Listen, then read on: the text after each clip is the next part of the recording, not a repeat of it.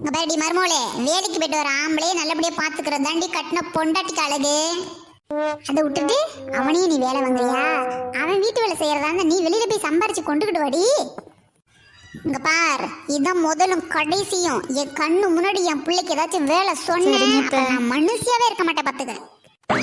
பாப்பா இந்த காலத்து பிள்ளைங்க மோசம். என் மாமியால என்ன மிரட்டி உருட்டி படாத படுத்தி வச்சுது. நான் இவள ஒண்ணுமே சொல்றதில்ல, இதுக்கே மூஞ்ச தூக்கி தூக்கி வச்சுக்கிறேன். ரேவதி நில்லுடி. ஐயோ உலகம் அழிய போகுது. ஐயோ அப்படியா? போய வச்சுக்கிட்டு சும்மா இருடி நெட்டவள்ளி, ஏன்டி இப்படி அவசகனமா பேசுற? அச்சோ, 2 நாட்டு முதலமைச்சரும் முக்கியமான வேலையா நாட்டு பிரச்சனை தீர்க்கறதுக்காக மீட்டிங் போட போனீங்க. அதை நிறுத்தி விட்டேன். ஏ நெட்டவள்ளி, ஏன்டி தீன் சாதனை பார்க்கவே இல்லடி? அது சரி, இவ்வளவு வேகமா எங்க போறீங்க?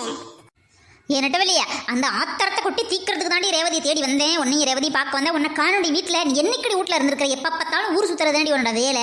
ஆனால் போகிற வழியை பார்த்தா ரேவதி போய்கிட்டு இருந்தா. இந்தாடி ரேவதின்னு கூப்பிட்டேன், அதுக்குள்ள பின்னாடி வந்துட்டேடி.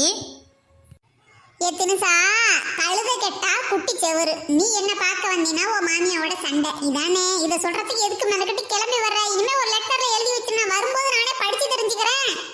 என்னங்கடி, என்னத்தை படிச்சு தெரிஞ்சுக்க போறீங்க? என் வாழ்க்கை வரலாறு என்ன நல்லபடியாக நடந்துகிட்டு இருக்கு, எல்லாத்தையும் உட்காந்து எழுதி வைக்கிறதுக்கு. காலையில் சாப்பிடும்போது அந்த இட்லி தொண்டையில் போய் விக்கிக்கிட்டடி. விக்கிக்கிட்டதுக்கு என் புருஷன்ட்ட ஒரு சம்பு தண்ணி கொண்டுட்டு வாங்கன்னு சொன்னேன்டி. அதுக்கு என் மாமியா என்ன பேச்சு பேசினா தெரியுமா? இந்த பார், இப்படிதான் நீ தப்பு பண்ணி விடுற. அப்புறம் உன் மாமியா உட்கார சொல்லி எதுக்கு ஆகுது? ஏண்டி சாப்பிடும்போதே தண்ணி மொண்டுகிட்டு வந்து வச்சுக்க வேண்டியதானடி? அந்த அறிவு உனக்கு இல்லையா? ஏண்டி புருஷனுக்கிட்ட போய் தண்ணி கேட்கலாமாடி? புருஷங்கிறவன் தெய்வத்துக்கு சமண்டி, அவனெல்லாம் வேலை வாங்கவே கூடாது. அதை விட முக்கியமான விஷயம், தண்ணி கொண்டுட்டு வந்து கொடுக்க சொல்லி சொல்லவே கூடாதுடி. அது எவ்வளவு பெரிய பாவம் தெரியுமா? நீ இவ்வளவு பெரிய பாவத்தை செஞ்சுட்டேடி. திக்குவாய் தினுசா. அதுவும் பெத்த தாய் கண்ணு முன்னாடியே சொல்லியிருக்க. அந்த பிள்ளைய பெத்து வளர்த்து ஆளாக்குறதுக்கு அந்த தாய் மனசு என்ன பாடுபட்டிருக்கும், உடம்பு என்ன உழைப்பு உழைச்சிருக்கும். படாத கஷ்டப்பட்டு அப்படியெல்லாம் வளர்த்து ஆளாக்குன பிள்ளைய அந்த பெத்த தாய் முன்னாடியே தண்ணி கொண்டு வாங்கன்னு சொன்னது எவ்வளோ பெரிய குத்தம்டி, எவ்வளோ பெரிய குத்தம். தினசா, உனக்கு அறிவுங்கிறது கொஞ்சம் கூட கிடையாதுடி. கொஞ்சம் கொஞ்சம் கொஞ்சம் கூட கிடையாது. அப்படின்னா அவளை விக்கிக்கிட்டு சாவ சொல்றியாடி நெட்டவள்ளி? சாகட்டும்ங்கிறேன். ஒரு ஆம்பளைய வேலை வாங்கி அந்த தண்ணியை குடிச்சு உனக்கு அந்த உயிர் உண்டாகி நீ வாழ்றதுக்கு நீ செத்து போயிட்டினாலே கௌரவமான சாவுங்கிறேன். எடியே, என் மாமியாவே மிஞ்சிட்டடியே, என் மாமியாவே மிஞ்சிட்ட. அதுக்குதான் என்னாட்ட வியாபாரமா இருக்கணுங்கிறது. இங்க பாரு, என் புருஷனை நான் ஒரு வேலை வாங்கினது கிடையாது.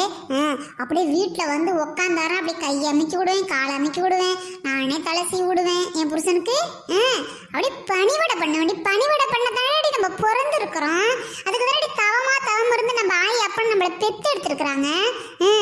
என் புருஷனாலாம் அப்படி பணிவிடை பண்ணி தாண்டி நல்லா காப்பாத்திக்கிட்டு இருந்தேன். ஆமா, என்ன ஒண்ணு, என் புருஷன் வெளிநாட்டிலே இருக்கிறாரு. இங்க வந்தா தான் அதெல்லாம் செய்ய முடியும். இருந்தாலும் நான் அந்த மாதிரிலாம் செய்ய வேண்டி. அப்புறம் எப்பயுமே ஓ சைடே யோசிக்காத, மாமியார் சைடு யோசி. பாவம், அந்த பிள்ளைய வளர்த்து ஆளாக்கியிருக்காங்க, அவங்க முன்னாடி நீ வேலை வாங்கினது தப்பு தானே. போய் வீட்டில் போய் மன்னிப்பு கேளுடி. அத்தை என்னை மன்னிச்சிருங்க அத்தை, தெரியாம நடந்துக்கிட்டேன், இதுக்கு மேலே உங்க பையனுக்கு நான் பணிவிடை பண்றேன் அப்படிலாம் சொல்லி மன்னிப்பு கேட்டு சரண்டர் ஆயிடு. அதுக்கு மேற்கொண்டு எது திட்டினாலும் அப்படியே நின்று தலை குனிஞ்சு வாங்கிக்க. வயசுல பெரியவங்க தானே, உன் புருஷனை ஆளாக்குனவங்க தானே. திட்டுனா என்ன, அதெல்லாம் தாராளமா கேட்டுக்கலாம். எவ்வளவு திட்டினாலும் அப்படியே மழுங்கத்தனமா நிக்கணும். உப்பு போட்டே சோறு திங்காதவன் எப்படி நிப்பான் பாரு, அந்த மாதிரி நிக்கணும். அதெல்லாம் கத்துக்கடி. உன் மாமிய பாவண்டி, என்னடி தின்னசாணி இப்படி இருக்கிற. அப்புறம் அலைமேலத்தை மனசு நோகாம நடந்துக்க. அது கருவாட்டு குழம்புலாம் வச்சு எனக்கு கொடுக்குது இல்ல, அது பாவம். அதனால அதுகிட்ட பகச்சிக்காதடி, நயந்துகிட்டு பொழைச்சிக்கடி. அதான பார்த்தேன், எலி என்னடா அம்மனம்மா ஓடுதேன்னு. கருவாட்டு குழம்புக்காகத்தானா? கரு கரு கருவாடு சுடு சுடு சுடு சோறு சாப்பிட்டா நானும் நிறுத்த மாட்டேன். 2 நாள் 3 நாளா சுடு பண்ணி சாப்பிடுவேன். அந்த ருசி வேற எதுலையும் கிடைக்க மாட்டேங்குதே. கரு கரு கருவாடு சுட சுட சுட சோறு. என் புருஷன்தான்